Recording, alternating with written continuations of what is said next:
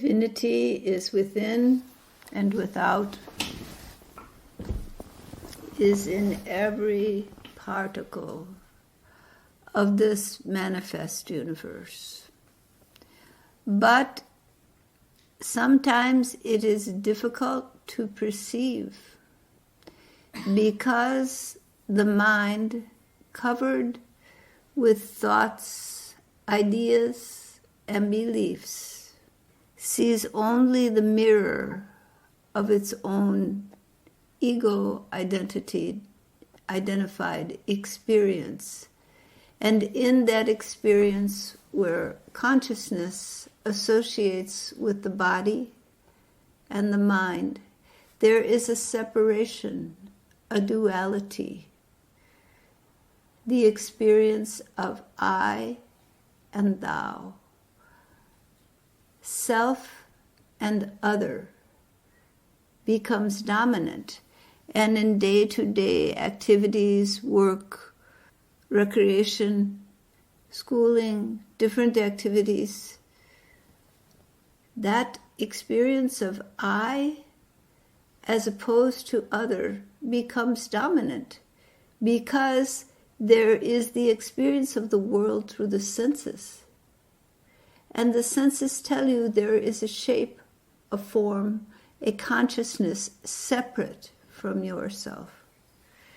And so, in the world of ego identity, where consciousness is identified with the body and the mind, this sense of duality dominates.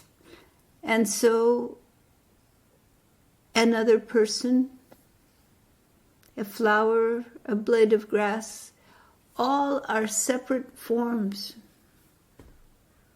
separate existences, apart from your own. This ego orientation leads to an amazing loneliness, for in that you are alone, separate from all else. You experience yourself as apart from everything. The yogis of old, seeing this human experience and the resulting desire and avoidance that results from identity with limitation, contemplated the eternal nature of being, the eternal nature of conscious awareness. And doing this, they realized the deep, eternal unity that composes both the unmanifest and the created. For one who has eyes to see, the Guru is everywhere. God is everywhere. Love is everywhere. But when the sense of duality comes, there is self and other, and there is that which is painful, that which is pro-life, and that which is against life. And so you learn to dislike and even to hate that which is different, that which is destructive, that which you want to avoid for yourself or for society. And you learn to love that which supports your life, supports others, supports life. But this entire orientation is based upon a fundamental assumption of separateness, of duality, that there is that which is apart from you and different. The reality of the deeper self, the eternal self, the God self, is that all is occurring within creation, preservation, and destruction. That which destroys life as well as that which builds life.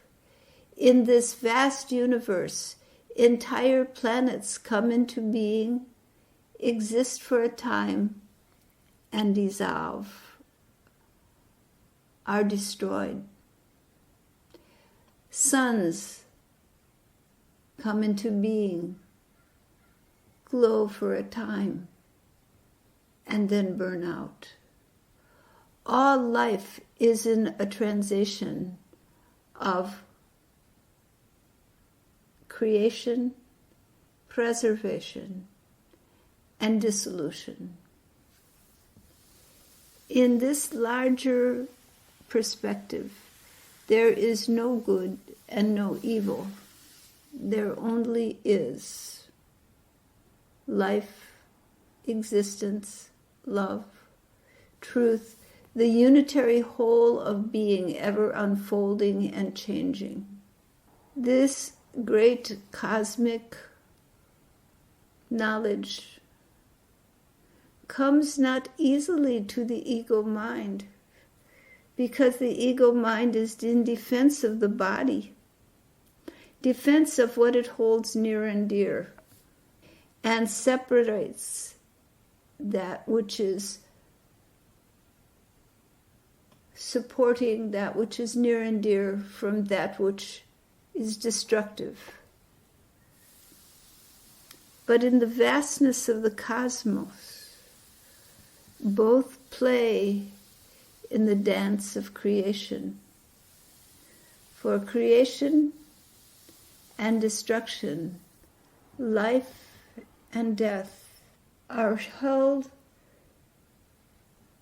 as in the great dance of Shiva, with the flame of life in one hand and the dagger of destruction in the other. In the eternal circle of creation, it all exists, it all is. In the infinite play of being.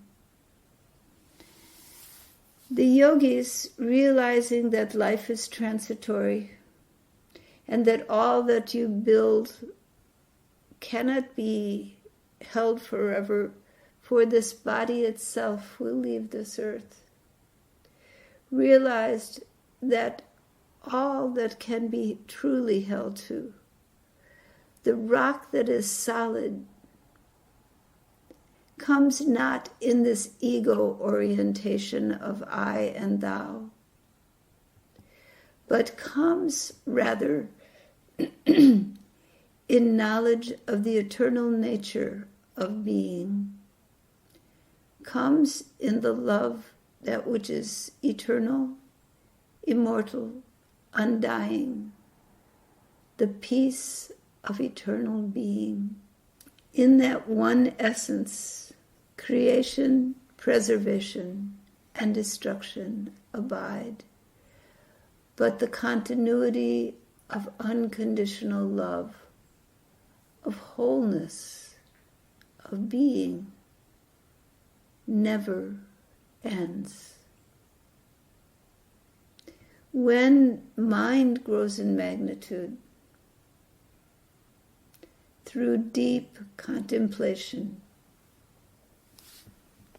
and moves out of the ego identity into the infinite love of the Supreme, into the consciousness, the vast intelligence which operates the entire circle of creation, the vast intelligence which is always changing in form, but always the same in nature.